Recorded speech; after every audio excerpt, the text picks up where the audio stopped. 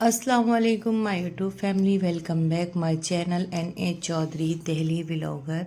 सुबह सुबह अगर किसी का फ़ोन अचानक से आपके पास आता है तो क्या सिचुएशन होती है ये आप भी समझ सकते हैं।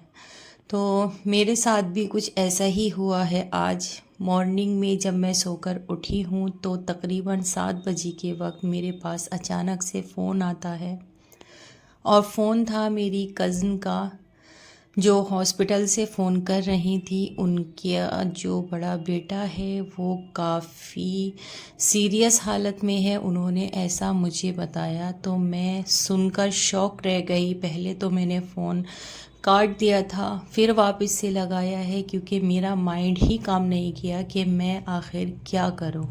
उन्होंने सबसे पहले मुझे ही फ़ोन किया है बिकॉज़ मैं ही सबसे ज़्यादा उनकी क्लोज़ हूँ। किसी को भी उन्होंने कॉल नहीं की थी और बहुत ज़्यादा परेशान थी। तो हमें बुला रही थी वो कि तुम लोग आ जाओ हॉस्पिटल में, क्योंकि उनको यहाँ के बारे में कुछ भी नहीं मालूम। वो यूपी साइड से आई हुई थी। मैंने सबसे पहले हस्बैंड को जगाया, बच्चों को उठाया और इन लोगों का नाश्ता वगैरह कराया, लेकिन घर का कोई काम नहीं हुआ था। सिर्फ वहाँ जाने के लिए थोड़ी सी मैंने रोटियां बनाई थी और जो सब्ज़ी मेरे पास थी मैं वो ही ले ली थी। नाश्ता वगैरह मैंने कुछ नहीं किया था, मेरा मन ही नहीं हो रहा था अंदर से। तो बस खाना लेकर हम निकल गए थे हॉस्पिटल के लिए। हॉस्पिटल भी हमारे घर से तकरीबन 1-1.5 घंटे का रास्ता था और मेरा बस यही मन हो रहा था कि मैं जल्दी से उनके पास पहुंच जाऊं। वहां जब हम पहुंचे हैं तो देखा है कि लड़के को अभी तक उन लोगों ने एडमिट नहीं कराया था, क्योंकि उनको मालूम ही नहीं था। रात 2 बजे से आए हुई वो, और वो एडमिट नहीं करा पाई थी। बहुत ज़्यादा जो कहते हैं ना सीधे लोग गांव के, वो इस टाइप के हैं दोनों ही हस्बैंड वाइफ। एंड बहुत ज़्यादा जो माली हालात हैं उनके, वो भी बहुत ही ज़्यादा ख़राब हैं। तो उनकी गलती ये रही कि उन्होंने हमें रात ही फ़ोन नहीं किया, मॉर्निंग में फ़ोन किया जब हम लोग पहुँचे हैं। उसके बाद ही हमने उनके बेटे को एडमिट कराया, लेकिन उसमें भी कम से कम 3 से 4 घंटे हमें लग गए थे। सुबह 10 बजे हम वहाँ पहुँचे हैं और तकरीबन 3 बजे तक वहाँ पर एडमिट किया था लोकनायक हॉस्पिटल में उनके बेटे को। तो पूरा दिन हमारा वहीं गुज़रा और बहुत ज़्यादा वो रो रही थी, बहुत ज़्यादा। मेरा भी हाल ख़राब था, लेकिन मैं अपने हाल की वजह से वहाँ रुक नहीं सकती थी। मेरा प्रेगनेंसी का मामला है।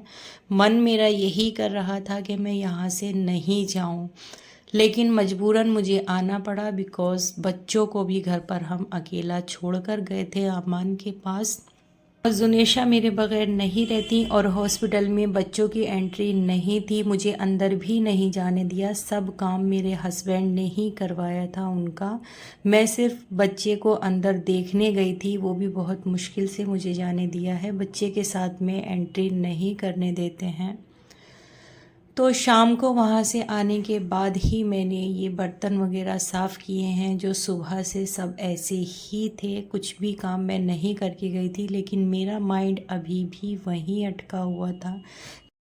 तकरीबन 7 या 8 बजे के टाइम हम वहाँ से आए हैं और हस्बैंड मेरे बच्चों को लेने फैक्ट्री चले गए थे। बच्चे फैक्ट्री में अमान के पास थे। जब तक मैंने घर को साफ़ किया है, बर्तन वगैरह धोए हैं, और लौटते में हमने शलजम लिए थे जो कल वहाँ खाना जाना है। तो मैंने इसीलिए रास्ते में मुझे नज़र आए, मैंने ले लिए और ये अभी मैं काट कर रख रही हूँ। सुबह जल्दी बन जाएंगे, नहीं तो काटने में टाइम और ज़्यादा वेस्ट होता। तो बच्चों को मैंने दूध वगैरह दे दिया था और हस्बैंड को भी चाय उनको पीनी थी, तो उनके लिए चाय बना दी थी।